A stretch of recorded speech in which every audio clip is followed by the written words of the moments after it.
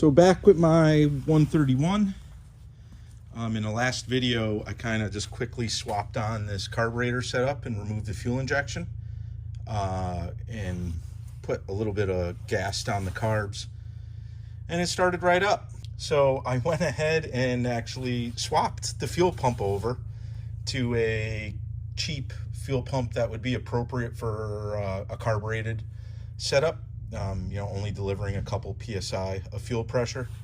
All what I did is the electric fuel pump on these are mounted basically under the floor, right around this area. So I just crawled under there really quickly, disconnected the OEM fuel pump, which delivers, as I mentioned in the earlier video, much higher fuel pressure for the fuel injected system. So I just disconnected it really quickly and spliced in a little cheap electric fuel pump right to the OEM fuel lines and connected it to the ground and the power that was under there. So that really just took a couple minutes. I currently just have it kind of dangling there.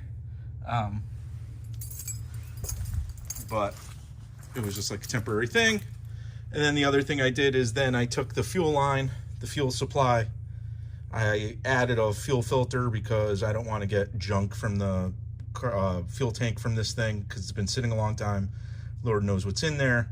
I did run some of this into, when I tested the fuel pump, into like a little glass container just to inspect it. But I ran the fuel line as it comes in from the OEM setup to that cheap fuel filter and into the carb. And then there's the line that feeds the second carburetor, and then beneath is the return. My battery's a little weak, so I put the little jumper pack on it. And then the other big piece that I was missing was a proper throttle linkage, because the throttle cable on the OEM one basically came from this side and pulled across the engine this way, and this needed to be reverse. So I got this really inexpensive throttle cable. It's a universal one off of Amazon. I will put a link to it in the description below. I don't know why, but I'll put it there. And what was nice about it is it came with the little ball connector, and I have the little ball on the carburetor set up there. So I have it kind of looping in, down and around and into the firewall, going to the OEM, you can see it right there, going to the OEM pedal connection. The only trick to mounting this was I had to make a little bracket. So you see this little black piece of metal here.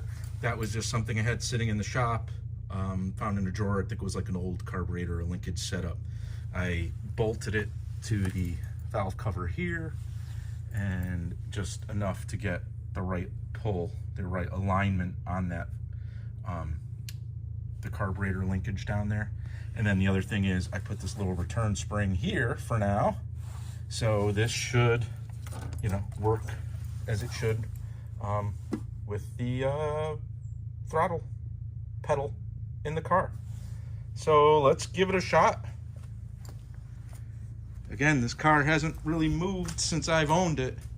And it'll be cool to see if we can get it started and actually moving under its own power. I think the brakes are really soft. I think they need to be bled at a minimum. Probably flushed and bled and just inspected. But let's see if we can get her moving.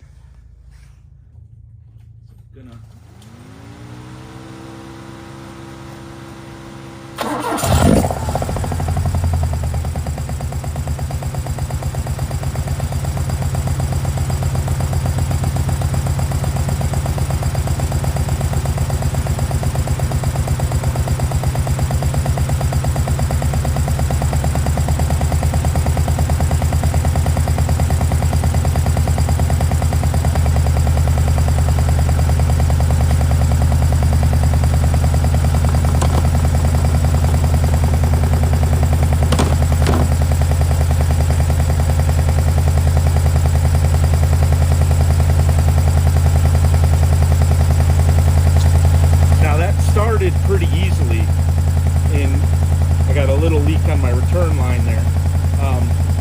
What I edited out was it took a couple cranks to get it going, but it's kind of idling much better than I thought it would. So let me put it in gear and see what happens.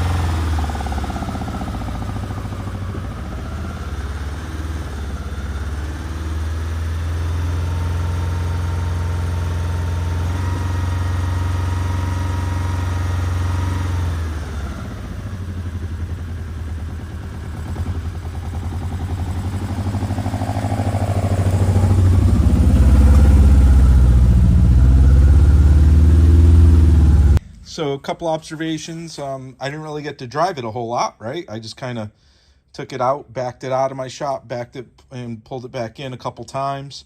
And there's a couple reasons for this. Reason number one is there are no brakes whatsoever. So I was stopping it and starting it using the just the clutch and gear. So no brakes whatsoever. Even the emergency brake, the parking brake, did not work. So I need to address that. My idea is I'm just probably gonna flush the brake system, pressurize it with like one of my power bleeder, see if there's any leaks. Otherwise, just flush it, bleed it, put it back together, and pray for the best. Other things, idled really high, and part of that is because of the return spring. I got to either find a better location for it, which I actually moved it there, and that was a little better than where it was at the beginning of this video, or I got to add a second spring because it's not returning the throttle all the way to the rest position, to the idle position. So I will fiddle around with that and make sure that it idles a little lower. I'm going to address the leak on that return line there with some clamps. And as you've seen, it was smoking like crazy. The engine bay was smoking because there's oil on the other side of the engine. That seems to be all burning off. The smoking out the exhaust seems to be getting a little better as it was running. So that could be, there was junk in the combustion chambers that's all burning off now. Or it could be the valve stem seals are expanding now with the engine getting some heat in it. And so they're actually sealing. But next video, I'll kind of fine tune those last couple of things, and we'll take this puppy for a ride around the property. So stay tuned. The 131 lives.